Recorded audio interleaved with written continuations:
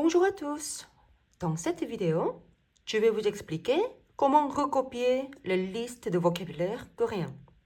Pour bien recopier les mots, il vous faudra quelques fournitures. Donc un cahier, et un crayon, bien taillé, ça c'est mieux, et une gomme. Alors regardez les cahiers que j'ai achetés chez Action, chez Emma, on dit en français Emma. Et alors, celui de Emma, ça coûte plus cher que celui d'Action. Et pourquoi? Parce que chaque feuille est plus épaisse et de bonne qualité. Regardez. C'est épais, ce n'est pas transparent. Et ici, celui d'Action, c'est un peu transparent, vous voyez.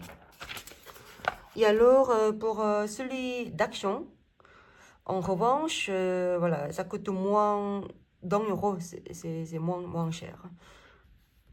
Donc vous voyez, les deux ont de gros carreaux. Et c'est ce qu'il y a de mieux parce que chaque carreau doit accueillir une syllabe. Imaginez que chaque syllabe coréenne est comme une famille qui vit dans une maison. Et il est important de bien placer toutes les lettres dans chaque carreau. Comme si vous construisez une maison. Et c'est pour cette raison que les cahiers à petits carreaux ne sont pas adaptés pour écrire en coréen. Donc vous savez, en Corée, à l'école primaire, les élèves doivent aussi écrire dans ce type de cahier. Et heureusement, on peut trouver des cahiers similaires en Europe. Et 12e point essentiel. N'utilisez pas de stylo, s'il vous plaît. Sauf s'ils sont effaçables. Et pourquoi? Ben, tout simplement parce qu'au début, on fait beaucoup de fautes d'orthographe. Vous n'êtes pas encore habitué à écrire en coréen. Et même si vous pensez avoir bien recopié les mots, croyez-moi, j'ai vu beaucoup d'erreurs d'élèves qui étaient persuadés d'avoir tout bien fait. Et alors, c'est pourquoi il est indispensable d'utiliser un crayon et une gomme pour corriger plus facilement. Pour les corrections, vous pouvez utiliser des stylos de couleur afin de mieux repérer vos erreurs. Mais il est recommandé de privilégier le crayon pour l'écriture initiale. Mais enfin, sachez que je n'aurai pas le temps de vérifier toutes vos copies pour corriger les fautes. Mais en suivant cette méthode, vous aurez une écriture soignée avec des stylos de taille uniforme. Je dis n'importe quoi, avec des syllabes de taille uniforme. Et alors maintenant, je vais vous montrer comment moi j'écris des mots coréens. Donc regardez bien. Je vais prendre par exemple ça. Okay. Disons que je vais écrire le mot, voilà, le métier. Donc je vais utiliser en carreau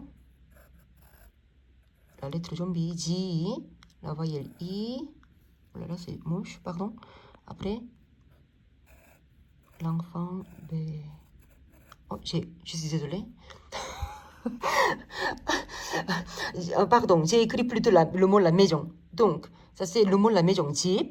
Après, à côté, vous notez maison. Après, en dessous, disons que je vais écrire le mot du pain. Donc, tout le monde doit se serrer parce qu'il y a beaucoup de lettres. Hein. Ok, W-B-A-N-G. Ça veut dire du pain et ça se prononce en coréen, pain. Alors, encore en bas, disons que je vais noter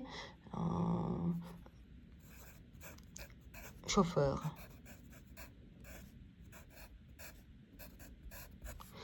Vous voyez ici, ici les deux premières syllabes, il y a 3 lettres à chaque fois.